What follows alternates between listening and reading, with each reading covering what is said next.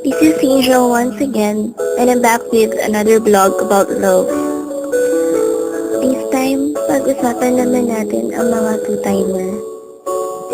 Before anything else, wala akong pinatatamaan dito ha. Ito ay yung kadalasan lang naman nangyayari. Reality, kumbaga. Masarap mag two-time, di ba? Yung tipong dalawa-dalawa sila, tatlo-tatlo, minsan, sampu-sampu pa nga eh. Pero minsan, naisip ba natin kung anong epekto nito sa mga taong nasasaktan natin? Masarap mag two-time.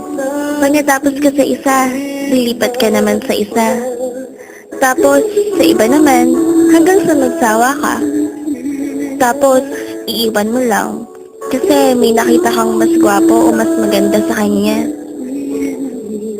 Minsan, pag nag-aaway kayo ng number one mo, dami-damay, pati yung second, third, and so forth. Kawawa naman sila, no? Samantalang, wala naman silang ginagawa sa'yo, kundi intindihin ka at mahalin lang. Bakit nga kaya masarap mag two-time? Kasi, hindi ka marunong makontento sa kung anong meron ang girlfriend o boyfriend mo? Kasi, merong mas better sa present mo?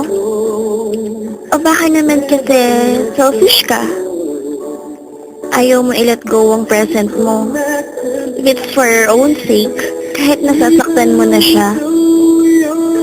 Kasi sarili mo lang ang iniisip mo. Paano kung gawin din sa'yo yun? Sa tingin mo, okay lang sa'yo. Diba, masakit din? Tsaka, saka mo lang malalaman na mahal mo talaga siya pag may mahal na siyang iba. Pag di na ikaw ang mahal niya. Guys, masarap magmahal at mahalin. Sana lang marunong tayong makontento dun sa ibinigay sa atin. Tayo-tayo na nga lang ang nagkakaintindihan, tapos tayo-tayo pa ang nagtataluhan. Guys, wake up.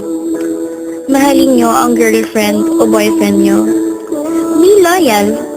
Sorry sa mga natatamaan ko ha. Ginigising ko lang kayo sa matagal nyo pagkakatulog. Baka kasi pagising nyo, wala na yung taong nagmamahal sa inyo ng totoo. Don't you know my love is real for you? You should know by now this much is true. My love is